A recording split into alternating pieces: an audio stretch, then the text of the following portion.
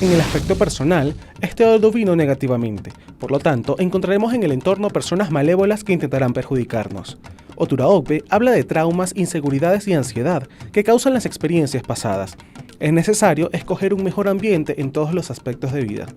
La seguridad es imprescindible para evitar basar las decisiones personales en opiniones de otros.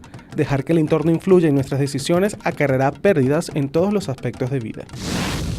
El aspecto familiar se fundamenta en el cuidado personal para garantizar el bienestar de los hijos y el hogar, y consecutivamente de la familia.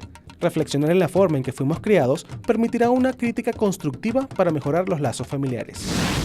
Laboralmente, Oturaokbe indica que debemos aprender a confiar más en nosotros que en lo material. El miedo a no tener nada hace que las personas decidan por encima de sus prioridades emocionales.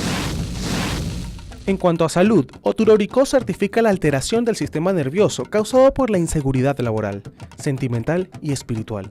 Se recomienda el análisis y la guía de Orumila para solventar los inconvenientes. Este odu habla de problemas estomacales que se solucionarán con una buena alimentación a las horas apropiadas.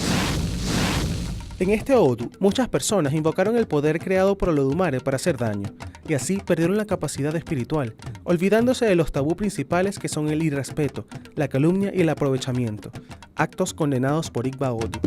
Iguapelé y colocar miel a los iquines es la recomendación de Orumila para salir airoso de este ciclo espiritual.